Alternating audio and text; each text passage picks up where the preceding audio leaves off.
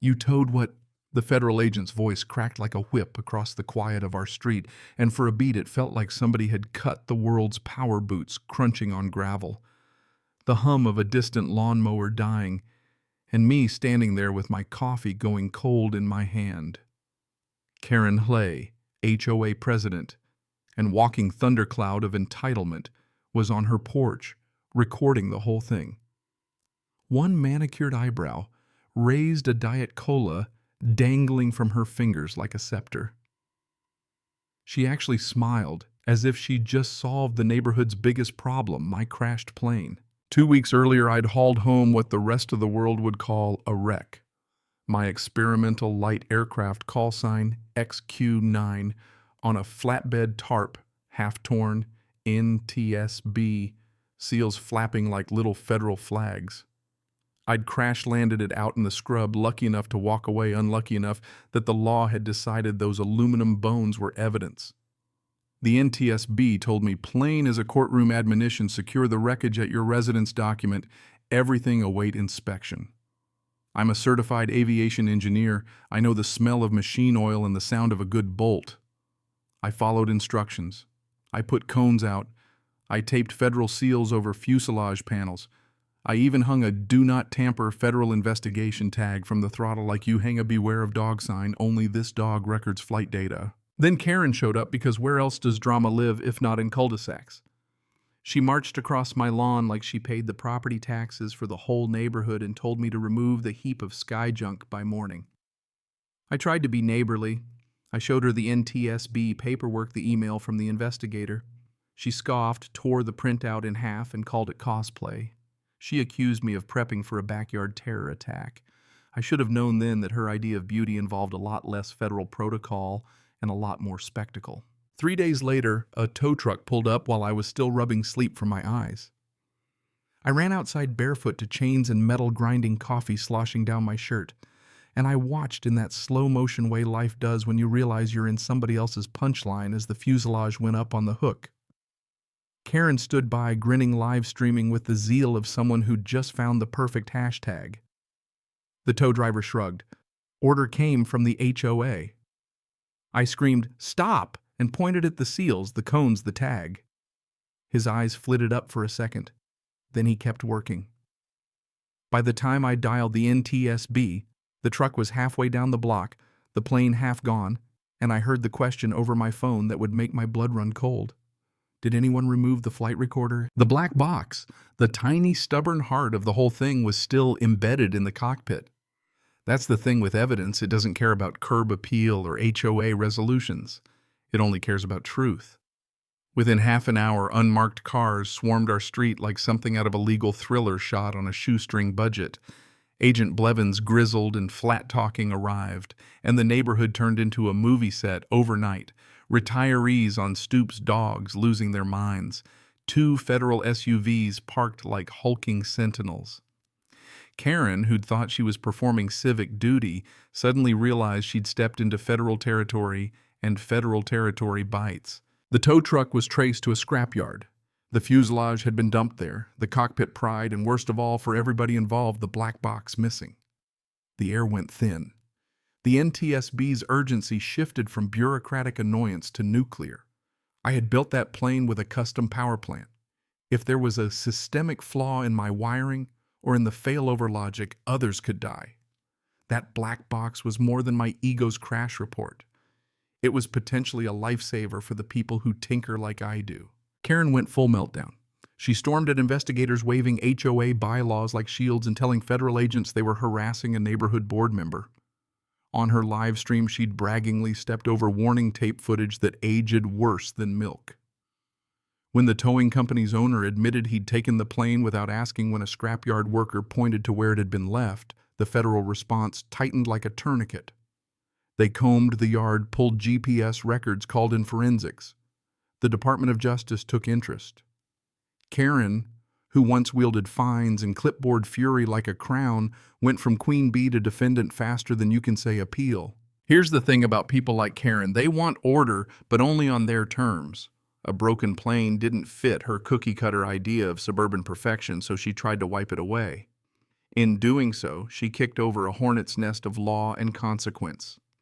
She tried to theme it as neighborhood aesthetics, then as a moral crusade, and when reality didn't cooperate, she doubled down into conspiracy, NTSB, colluding with manufacturers, engineers, staging fake crashes me as a deep state operative.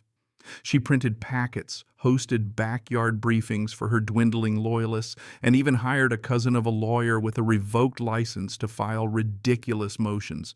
It was equal parts tragic and absurd. But life, as it often does, handed me an unexpected twist. The black box, missing and mourned, turned up days later, not in a ditch in some nowhere, but tucked inside a storage unit a few towns over. How it got there, who placed it, whether karma had a hand in it, I'll leave those scenes to your imagination. What mattered was this: the flight data was intact.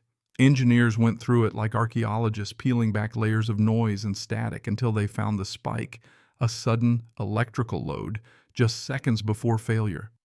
The readout pointed to a critical flaw in the redundant wiring harness, a failure mode buried deep in the failover logic that only shows up under certain conditions. When Agent Blevins handed me that thin metal case with the printed readout, the words on the paper hit like a freight train. The NTSB said they would file a safety bulletin. Manufacturers and hobbyists who build kits like mine would get notifications. The defect could be patched. Lives might be saved. The wreck that Karen called trash had turned into a national warning. The same piece of metal she'd helped hide had become a potential lifeline for pilots across the country. I felt the strangest mixture of vindication and exhaustion. The legal fallout was swift. Karen's social media antics and the tow footage made the obstruction case simple for prosecutors. Tampering with federally tagged evidence, concealing property, obstruction of an investigation. The list went on. Her defense leaned on ignorance and patriotism and conspiracies, which as courtroom fodder kind of self-destructed. She testified in her own defense, a move that in movies is supposed to be dramatic. In real life, it's usually the moment your best legal strategy burns. Guilty on all counts, probation, community service fines, and a 5-year ban from leading any neighborhood association. The judge's hammer came down with the clean finality suburbia secretly craves. But the real justice was quieter. It wasn't a prison sentence or a headline. It was the neighborhood waking up. Porches lit, kids rode bikes again without being scolded for chalk on the curb, and people painted mailboxes colors they'd been too scared to try. The HOA's petty rules, the wind chime bans, the birdhouse restrictions, the 45-degree flag edict got quietly tossed in the recycling bin of history. Karen's house went on the market. She left in a moving truck that nobody claimed to have hired. There was a sweet small relief in that you can't tow dignity and you can't tow consequences. If there's a moral here, and I don't mean the kind that slaps you over the head, it's that wreckage isn't always what's broken. Sometimes the dangerous thing is the person who'd rather control a sidewalk than confront complexity, who confuses neatness with safety, and who chooses the simple violence of erasure over the messy work of understanding. I built that plane because I love making things fly. I crashed because things fail. I fought because the flight recorder mattered more than my curb appeal. The lesson landed with no sermon, just a quiet realization that sometimes being right means standing alone until the math catches up. And yes, there was a delicious part of the ending. The same black box Karen thought she'd destroyed helped prompt a national safety bulletin. People thanked me in messages I'll keep forever.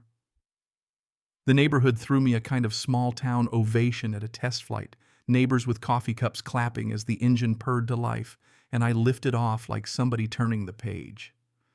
Karen's reign of clipboard terror was over, replaced by a neighborhood that remembered how to laugh at gnome-sized rebellions and reclaimed its porches.